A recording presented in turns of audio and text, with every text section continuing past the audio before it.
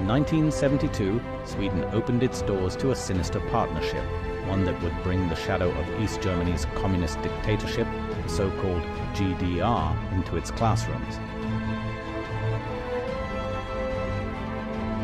This is the story of a Stasi-supervised school project designed to turn Sweden into a propaganda pawn for the Iron Curtain.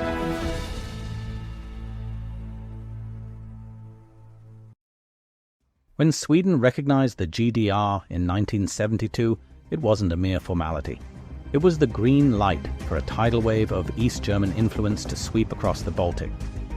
At the heart of this operation stood the Stasi, East Germany's ruthless secret police, a machine of surveillance and oppression. Their mission? To oversee a chilling project aimed at indoctrinating Swedish educators, turning schools into a battleground for the Cold War. 600 teachers would soon cross into the GDR, unaware they were pawns in a game of ideological conquest. Sweden wasn't an unwilling victim.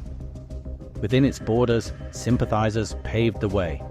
The Social Democrats and the Communists gazed eastward with starry eyes, charmed by the GDR's socialist utopia. Even Carl Bildt, future conservative leader, argued for recognition in his student days, writing in Svensk Linje, a Swedish magazine tied to the national conservative student movement and forging ties with the East Bloc. But the real mastermind was Stellan Arvidsson, socialist, atheist, and the so-called father of Sweden's school system.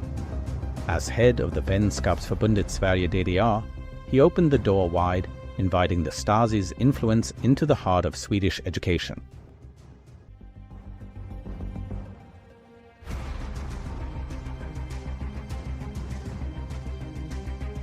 Ground zero for this operation was the Herder Institute in Leipzig, GDR, a satellite of the Karl Marx University. There, under Stasi supervision, 600 Swedish teachers were fed a steady diet of Marxist ideology. Erhard Hexelschneider, the institute's director and a die-hard communist, led the charge. He saw the Berlin Wall as a noble shield against capitalism, proudly declaring the GDR a good state. Teachers were drilled to follow their red line, the party's unyielding doctrine, trained to see socialism as salvation and the West as the enemy. This wasn't education, it was a calculated reprogramming. Back in Sweden, the project found eager enablers. The Skolöverstyrelsen, the nation's top education authority, embraced the GDR's overtures. Its head, Jonas Orring, dismissed West Germany as backward and welcomed East German delegations with open arms. Recruitment flowed through universities and Skolvärlden magazine, with Arvidsson's Vänskapsförbundet orchestrating the effort. His wife, Britta Stenholm, even vetted textbooks to ensure they towed the socialist line. Together, they built a pipeline to funnel GDR propaganda straight into Swedish classrooms. What did the teachers find in Leipzig? A world of control and contradiction. Irene Zock, a Herder lecturer, claimed the Swedes were fascinated by the GDR, though some bristled at the Stasi's watchful eye. Jochen Schröder, another instructor, admitted to peddling propaganda, hammering home the superiority of socialism over capitalism. Many teachers returned home starry-eyed, weaving these ideas into their lessons. Others saw through the facade, shaken by the stark contrast to Sweden's freedoms. Professor Anders Turnvoll's research lays it bare. This was a deliberate attempt to mold minds, one classroom at a time.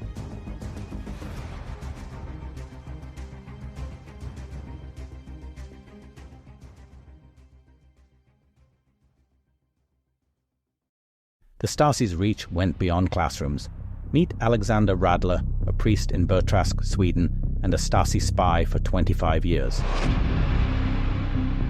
Under the codename I Am Thomas, he betrayed friends and contacts, feeding names to the GDR's prison machine. Some faced decades behind bars, their lives shattered. Exposed in 2012, Radler's story reveals the human toll of this infiltration, a grim reminder that the Stasi didn't just target ideas, but people. In Sweden, this was the price of flirting with tyranny.